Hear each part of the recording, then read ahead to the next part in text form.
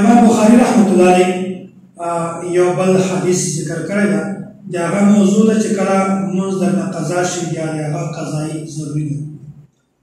که یو سړی ویده وي د هغه لمونځ قضا شي د هغه قضایي ضروري ده. یو سړی قصدن د هغه لمونځ پاتې شي څه عذر وي بد عذر وي د هغې قضایي بیا هم ضروري ده. بهر په دې کې تفصیل ده چې کوم سړی صاحب ترتیب ده کوم سړی صاحب ترتیب نه ده هغه فی الحال هم دلته دا موضوع ده. نو امام بخاری رحمت الله علیه حدیث راوړی ده چې کله لمونځ د تاسې نه قضا شي بیا تاسې د هغه لمونځ قضایي راګرځوئ معاف نه ده درته. خو غیر مقلدین د امام بخاری رحمت الله علیه دې خبرې ته تیار نه دي. امام بخاری رحمت الله علیه دا خبره دې نه تسلیموي. امام بخاری حدیث راوړی ده حضرت جابر بن عبدالله رضی الله تعالی عنه دا وایي حضرت عمر رضی الله تعالی عنه د خندق په جنګ کې دی په جنګ کې مشغول و بیا هغه د وجې نه د ده نه د مازدیګر لمونځ قضا شو. بیا نبي علیه صلات وسلام ته دا خبره بیان کړه چې مونږ نه خو د مازدیګر لمونځ قضا شوی ده. نبي علیه صلات وسلام ورته وویل چې مازدیګر لمونځ خو د ما نه هم پاتې شوی ده. بیا په دې وخت کې دی بطحان یو مقام د دغه ته لاړ بیا ټول اودسونه وکړل. اودسونه بعد اول دی بیا د مازدیګر قضایي راوګرځوله. غروب شمس چې کله لمر سترګه ولوېده هغې نه بعد مازدیګر قضایي راوګرځوله هغې نه بعد یې ماښام لمونځونه ادا کړل. نو دې نه دا ثابته شوه چې کله هم د تاسې لمونځ قضا شي بیا د هغه لمونځ قضایي ضروري دی. نن سبا الله تعالی دې موږ تاسې معاف کړي یوه طبقه راغلې ده چې هغه خلکو ته دا دعوت چلوي چې لمونځ درنه قضا شي بیا د هغې قضایي نشته. غلطه خبره ده. په حدیث کې راغلي چې لمونځ دې کله تاسې نه قضا شي بیا د هغه قضایي ضروري دی. امام بخاری رحمت الله علیه حدیث د الفاظ سره راوړی ده عن جابر بن عبد الله ان عمر بن الخطاب جاء يوم الخندق بعدما غربت الشمس. د خندق ورځ باندې چې کله لمر سترګه ولوېدله فجعل يسب كفار قريش. حضرت عمر رضی الله تعالی عنه د لمانځه قضا کولو د وجې نه کفارو ته ډېر غلطه خبره وکړه. فقال یا رسول الله حضرت عمر فاروق رضی الله تعالی عنه ورته وفرمایل یا رسول الله ما كنت اصلي العصر حتى كادت الشمس. چې موږ خو د مازدیګر لمونځ نه ده کړی موږ نه خو قضا شو چې لمر سترګه ولوېده. بیا نبي علیه صلات وسلام ورته وفرمایل والله ما صلیتها د مازدیګر لمونځ خو د موږ نه هم قضا شوی ده.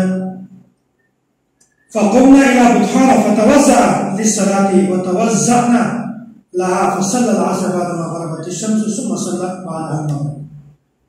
وایي چې بیا موږ ټول اودسونه وکړل هغې نه بعد موږ چې کله لمر سترګه لوېدلې وه بیا موږ اول د مازدیګر قضایي وکړله او بیا موږ د ماښام لمونځ. نو نبي علیه صلات وسلام حدیث ته چې کله هم د تاسې لمونځ قضا شي بیا تاسې د هغه قضایي راګرځوئ. امام بخاري رحمت الله علیه دا حدیث په خپل کتابو کې ذکر کړی ده چې کله تاسې لمونځ قضا شي بیا تاسې لمانځه قضایي باب یې راوړی باب من صلی بالناس جماعة بعد ذهاب الوقت. نو دې نه داسې خبره ثابتوي چې کله هم د تاسې لمونځ قضا شي بیا د هغه لمونځ قضایي ضروري دی. او غیر مقلدین دا خبرې منلو ته کله هم تیار نه دي. غیر مقلدین یو عالم ده مولوي یونس غیر مقلد دا فرمایي وایي که چېرته تاسې قصدن لمونځ پرېږدئ لمونځ درنه قضا شي بیا او د هغه قضایي کول غواړئ بیا داسې قسم د لمانځو قضایي دا د حدیثو نه ثابت نه دی بلکې داسې کس لپاره توبه او استغفار کافي ده. استغفر الله. دستور المتقی صفحه نمبر 149. نو دا خبره د ثابته کړې ده چې امام بخاري مخالفت یې کړی ده او د نبي علیه صلات وسلام مخالفت یې وایي چې کله تاسې قصدن د تاسې نه لمونځ قضا شي بیا د هغه قضایي ضروري نه ده. په حدیث کې دغو ترغیب نشته او دا خبره دی بیانوي چې بیا صرف توبه او استغفار کافي ده. دا نن سبا متجددین ځنې یو طبقه راغله هغه هم خلکو ته دا عداوت ورکوي. دا بلکل غلطه خبره ده چې کله لمونځ درنه قضا شي د هغه قضایي ضروري ده. دومره خبره غیر مقلد عبدالله روکړي دا فرمایي د دغه کتاب د فتاوا اهل حدیث جلد نمبر 1 صفحه نمبر 415 کې دا خبره بیانوي وایي که بلوغت نه بعد که چېرته تاسې لمونځونه کم قضا شوي بیا خو بله خبره ده. که چېرته د تاسې لمونځونه دا زیات قضا شوي چې هغو قضا کول د هغو ادایګي مشکله وي بیا تاسې لپاره د هغو قضایي ضروري نه ده. بس چې کوم لمونځ تاسې کړی د هغه کافي ده. څومره غلطه نظریه ده چې په لغت نه واده چې کله تاسې منځونه کم وي بیا خو خیر ده او چې کله تاسې منځونه زیات وي بیا د هغه قضایي ضروري ده بس چې کوم ادا کړي هغه کافي دا د غیر مقلدینو یوه ډېره غلطه نظریه ده. درېمه حواله داسې غیر مقلده مفتی عبدالستار فتاوی ستاریه جلد نمبر 4 صفحه نمبر 154 او داسې غیر مقلد شیخ الحدیث اسماعیل سلفی رسول اکرم صلی الله علیه وسلم کی نماز صفحه نمبر 115 په دا کې لیکلي دي چې کوم منځونه تاسو نه قضا شوي دي د هغو قضایي نشته. نو څومره غلطه نظریه په خلکو کې پیدا وي. الله تعالی دې داسې خلکو نه موږ تاسو ټول په حفاظت کې وساتي.